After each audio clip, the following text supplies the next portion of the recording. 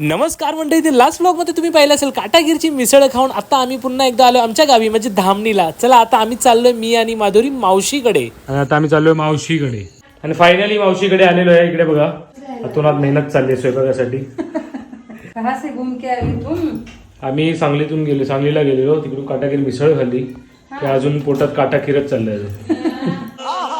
दुपारची काटागीर मिसळ पचली आणि आम्ही पुन्हा एकदा बसलो जेवायला. मूग केला, इकडे चपाती केली, इकडे शेवग्याची सुक्की शेंग, शेंगा आहेत भाजलेल्या शेंगा. वाव, लोणचं देऊ का? लोणचं नको. मावशीकडे फर्स्ट क्लास जेवण करून आम्ही निघालो आमच्या घरी मस्त गच्चीवरती निवांतपणे झोपायला. मंडळी नवीन घर घेतल्यापासून पहिल्यांदाच गच्चीवर झोपणार होतो, सो भरपूर एक्साइटेड होतो सगळे. थंड हवा आहे, एकदम सॉर्टेड आहे आणि फुल शांतता आहे, भयानक शांतता आहे.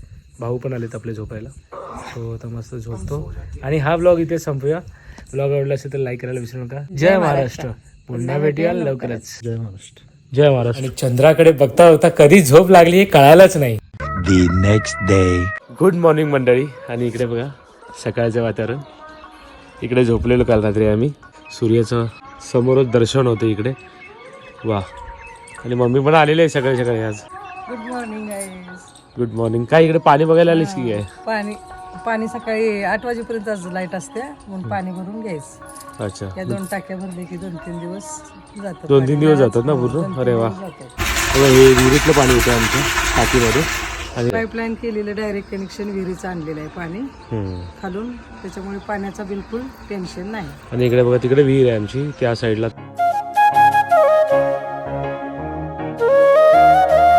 हे गव्हाचं शेत आहे. आता म्हणजे गव्हाची मळणी झाली. आता इथे 5 पोती झालं, तिकडे 2-2.5 पोती झालं. तिकडे म्हणजे आमची बेबीची पट्टी. 6-6.5 पोती गहू झाले.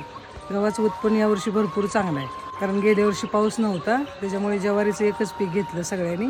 आमच्याकडे गहू, हरभरा, ज्वारी, ऊस, हळद, बागायत, छोटी मोठी बागायत म्हणजे फळभाज्या सगळ्या पिकतात. त्याच्यामुळे कडधान्य, फळभाज्या हे सगळं उत्पन्न निघतं. आणि पाणी आहे, पाण्याचा सोर्सेस खूप चांगला आहे. प्रत्येकाच्या विहीर आहेत, बोर आहेत, पाईपलाईन करून घरातून पाणी आणलेलं आहे. त्याच्यामुळे पाण्याचं पण काही टेन्शन नाही. आणि गावात पण पाण्याची व्यवस्था भरपूर चांगली आहे. आणि आता टेंबूचं पण प्रकल्प केल्यामुळे टेंबूचं पण पाणी आमच्या इकडे येणार आहे.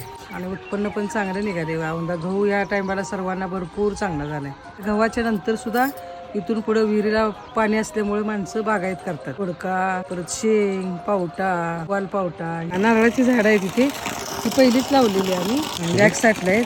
आणि समोर पण आंब्याची झाडं वगैरे लावणार आहे, कारण 1-2-3 जरी झाडं असली तरी गारवा पण राहतो घरासमोर. तर म्हणजे हा ब्लॉग इथे संपूया. नेक्स्ट ब्लॉग मध्ये भेटूया. तोपर्यंत जय महाराष्ट्र. माझ्या नातवाला सपोर्ट करा. यस.